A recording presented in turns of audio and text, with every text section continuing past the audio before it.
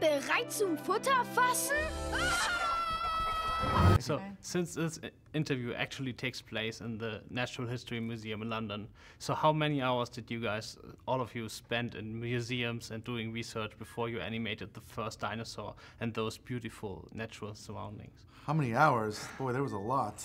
You probably spent a lot more. I think a lot of that was done before I came on, right? Well, museum research, but we would do a lot of research in the outdoors as well. No, afterwards, but museums, yeah. Yeah, we went to the Natural History Museum in New York, Cleveland, and LA. I mean, in Berkeley, and we talked to a lot of paleontologists and tried to understand the structure and some of the culture that they've learned about them.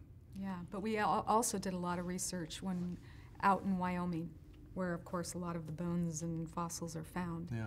And that was where we decided to, we got there and it was so magnificent, that's why we decided to set the movie there. Diese Welt realistisch darzustellen, mussten wir zuerst unser eigenes Abenteuer erleben. Der Film sollte im Wilden Westen der USA spielen. Daher ging unser Team auf eine Entdeckungsreise dorthin. Es war beeindruckend zu sehen, wie mächtig diese Landschaften sind. An so einem Ort fühlt sich selbst ein Dinosaurier klein. Wow. Krass! Guck, da kriege ich jedes Mal eine Gänsehaut. Ich liebe diese Geschichte.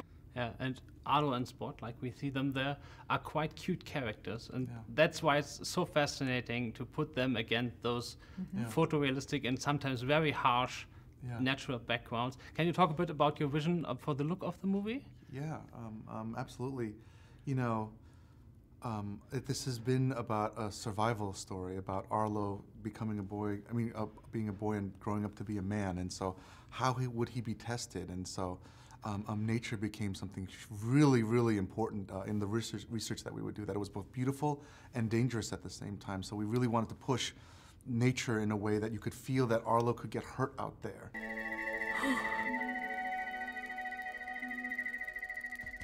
Manchmal muss man seine Angst hinter sich lassen, zu sehen, was Wunderbares vor einem liegt.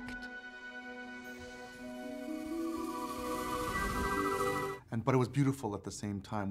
And then also on the other end, to have Arlo, you know, if he was a realistic dinosaur, you would think, hey, you're an animal, you can eat the branches and drink the water. But we really wanted to find the human boy inside that dinosaur. So we would push the design so he had bigger eyes, and so that when he's first thrust into nature, you could imagine him like, that you could believe, oh my goodness, he might not make it out here. Ich habe keine Lust mehr, Angst zu haben. Angst zu haben gehört zum Leben. Those backgrounds are so realistic, especially the water. Yeah. So are there any challenges left in animation, or are we at that point where you can actually do anything? This was still a challenge. This was not easy to do, you know. But yeah, they can do pretty much anything nowadays, but I bet there are ways to push that so that they, you know. Yeah, I mean, it's just, a lot of it is still incredibly labor-intensive and time-consuming. But I think that there are not too many things that they can't do. It's more about getting the story to work and giving that clarity, honestly. But water's still hard, and volumetric clouds are hard, and you know. There's plenty of stuff that. Yeah, but not impossible. Früher haben wir die Wolken mit der Hand gezeichnet. Sie sahen wunderschön aus, aber wir konnten sie nur schwer in Bewegung setzen. Eine große Aufgabe bei ARLO und Spot war es, einen Weg zu finden, wie sich unsere Wolken bewegen können. Wir wollten, dass man spürt, wie die Natur atmet, dass sie am Leben ist.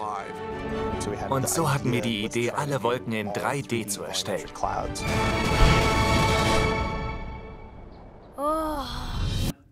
ARLO and the Collector actually had their first appearances as Easter eggs in Inside Out. Oh, that's right. So we don't want to talk about the Easter eggs in this movie because the audience should discover them for themselves. But like, since this is like a trademark of Pixar now, like how does it work? Are there special Easter egg meetings where you like?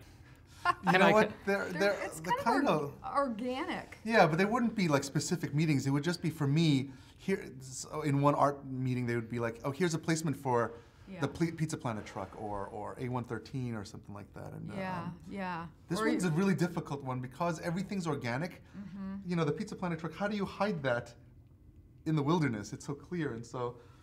Well, this is a good clue, which I don't think I've given this to anyone. there's always there's something in there from Finding Dory, and it was really tricky to discussions about that character because the rig is extremely difficult, and so we weren't sure if we were going to be able to use it because it was in a different version of our Presto, which is our proprietary animation system. But we figured out a way to do it, so that's a clue. ARLO und Spot. Ab 26. November im Kino.